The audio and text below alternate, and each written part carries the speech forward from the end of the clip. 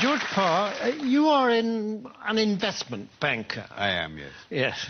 And as such, you have your fingers right on the pulse of the financial market. Yeah, very much so, yes. And during the summer, there's been a great deal of turbulence and volatility in the market, yes. Tremendous, yes, tremendous.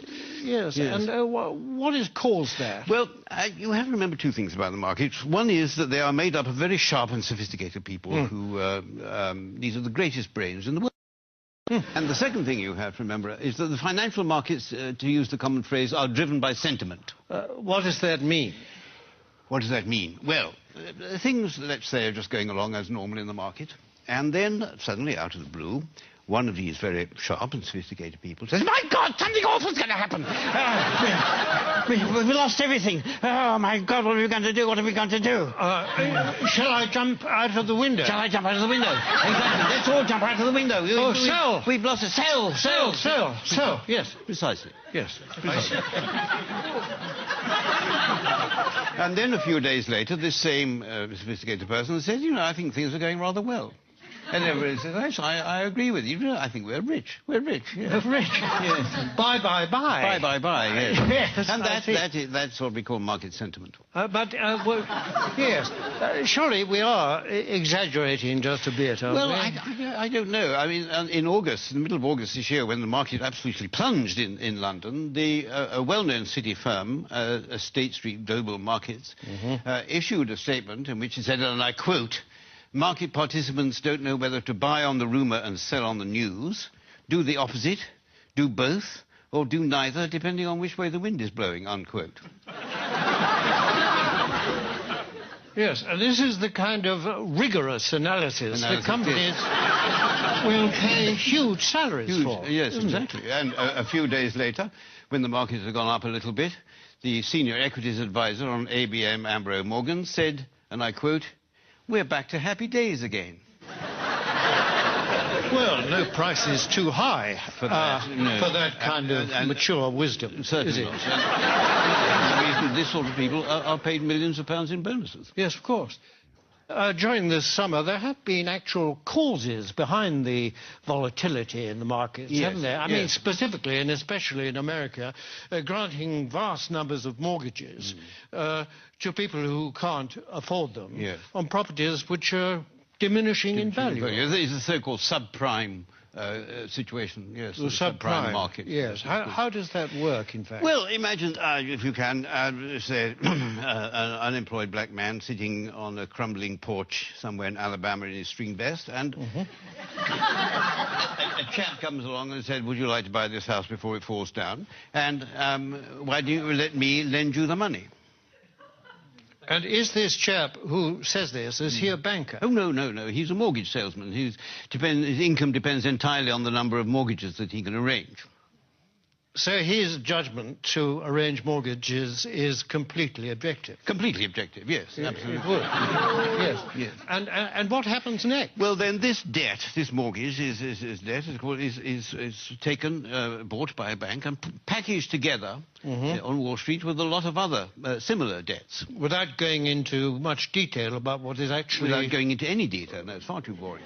And so this is put into a package of debt, and then it's moved on to Wall Street, and this is extraordinary what happens then, that somehow this package of dodgy debts stops being a package of dodgy debts and starts being what we call a structured investment vehicle. An SIV? An SIV, exactly, yes. Yes, I see. And then someone like you comes along and buys it. I buy it, yes, and then I will ring up, I don't know, somebody in Tokyo and say, "Look, I've got this package, do you want to buy it?" And they say, "What's in it?" And I say, "I haven't got the faintest idea." And they say, "How much do you want for it?" And I say, $100 million, and then they say, "Fine, that's it." And that's the market. And presumably this package, I mean, that kind of thing can happen several times to the same package. Possibly, yes. And every time it does, of course, then you, or someone like you, will get a fee and a markup. And a profit, yes. And so well, you can't expect us to do it for nothing. It's hard work.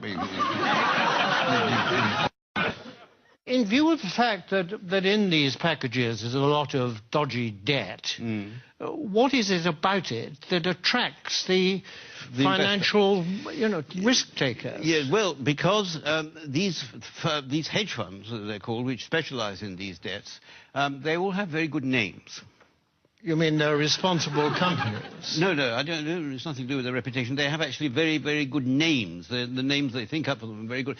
I'll give you an example. There's a very well-known American Wall Street firm called Bear Stearns, who have two of these hedge funds which specialize in these mortgage debts. And they lost so much money, lost so much of its value, that Bear Stearns announced that they would have to put in $3.2 billion into one of the funds to try and keep it afloat. $3.2 billion? 3.2 billion, yes. And even then they said the investors couldn't get any money out of it and they were going to let the other fund go. But one of these funds was called the High Grade Structured Credit Strategies Fund, and the other was called the High Grade Structured Credit Enhanced Leverage Fund. Well, that sounds very good. That's good, isn't it? Yes. It sounds very trustworthy. Actually, this is the magic of the market. What started off as lending a few $1,000s to an unemployed black man in a string vest has become a high-grade structured credit enhanced leverage fund.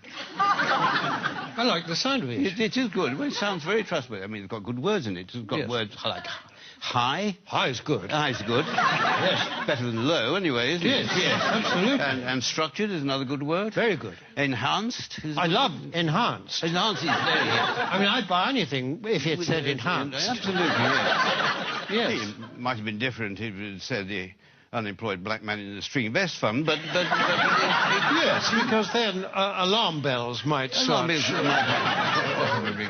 to ring. But despite these very plausible names, surely the reality is that the people that lent all this money have been incredibly stupid.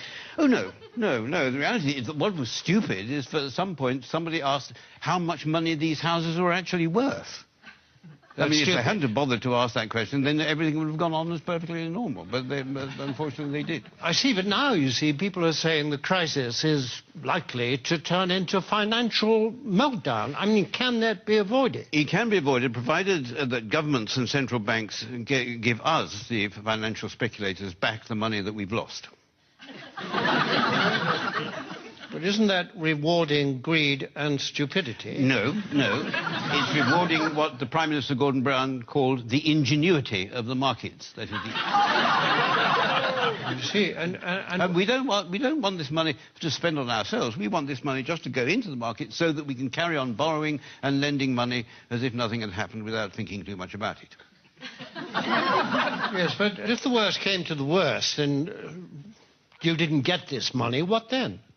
Well, then there'd be another market crash, and then I would say to you what people like me always say, that it's not us that will suffer, it's your pension fund. Thank you very much, George Parr. A pleasure.